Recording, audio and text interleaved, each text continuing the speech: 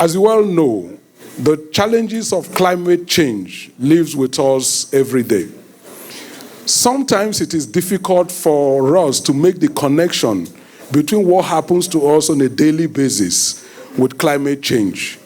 However, it is a reality we face every day, and it is an existential threat for humanity.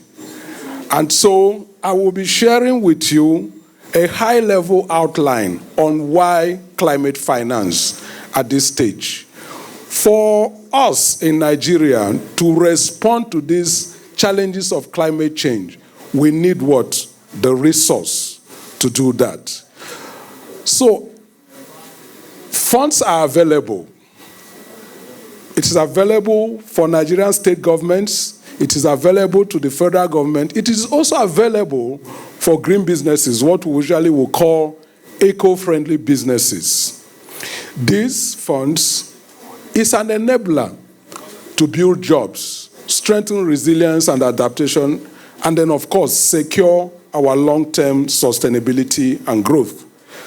However, the key question is, how prepared are you?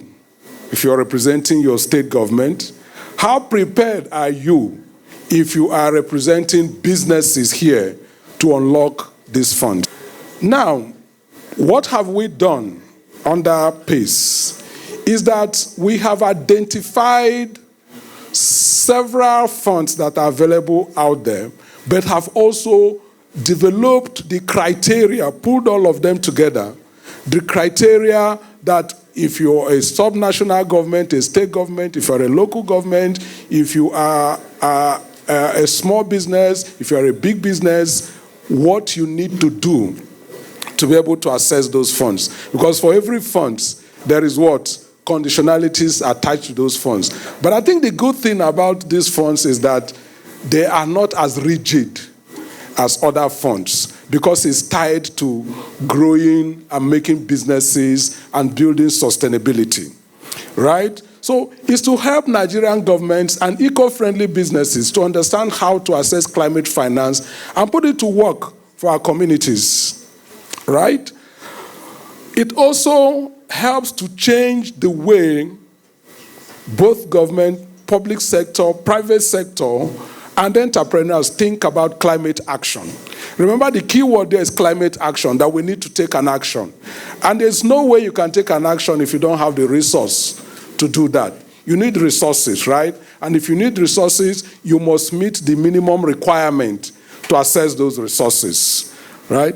So it also helps us to reframe climate action as an opportunity that can unlock jobs, enhance our competitiveness, and foster sustainable economic growth and development. I use the word economic development because tied to all of this is how we can use our response to climate change to grow our economy. It is an economy, right? Transitioning is an economy. There's a lot tied to it, and that's what we need to understand. Move from ad hoc projects to pipelines of bankable initiatives that attract global investments. I think that's one of the key things. There are ideas, but those ideas need to be translated into what?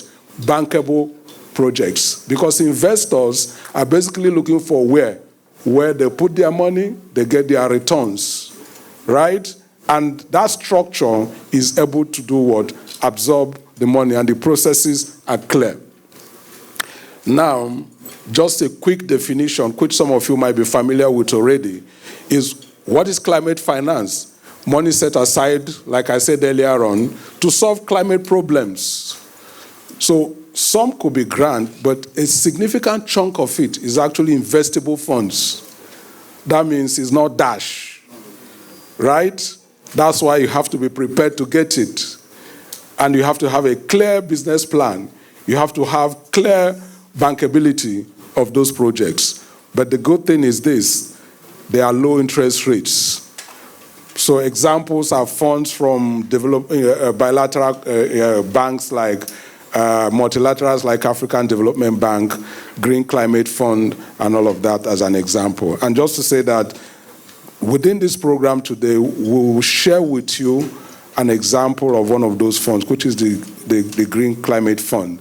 So one of them, their representative, will be making a presentation this afternoon. Now, why prioritize climate finance? Like I said earlier on, it fills budget gaps. Yeah, so where state government resources are unable to match the challenges of responding to climate change, this supports resilience, infrastructure, food security, clean energy amid limited budget. I mean, our wants are so many, right? But we don't have all the money.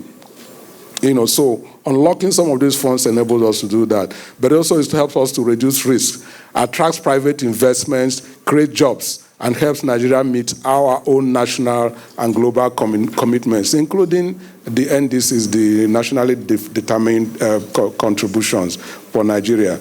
That's essential for us and is very, very crucial. But like I said earlier on, it's crucial that we see this as a business model that enables us to grow the economy, unlock opportunities along the value chain in responding to that.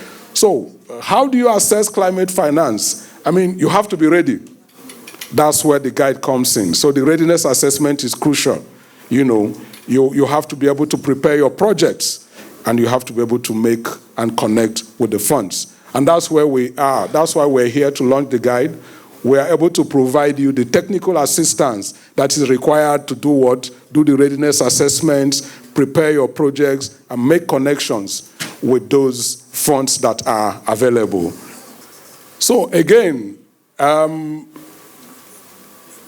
in managing your risk is also possible that if you're able to do this, it enables you to rebuild damaged infrastructure. So, I mean, if you think about the recent flooding in Mokwa, and if you think about the dry parched land sweeping across the northern states, Jigawa is here on the front lines.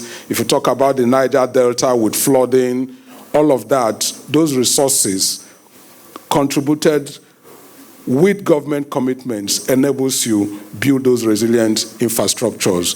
And of course, the returns is significant, as you can imagine.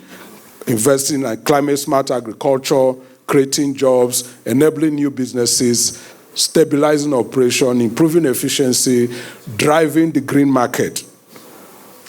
Green market is huge, but we need to unlock opportunities available in that. Again, this is just a highlight of some of the success stories with an attempt for Lagos State to assess green bonds. I know in recent time they've also gone to the capital market to assess funds for clean cook stoves, right? Exactly. Also available within Nigeria, there are several other initiatives by SMEs, Access Bank, FCMB in investing in solar and mini grids across the country, including climate smart farming and all of other things that are available. Driving waste to wealth in Kano and other locations. Lagos has been leading on that. It's a good opportunity to learn. I also know that Abia is making an attempt in that direction as well.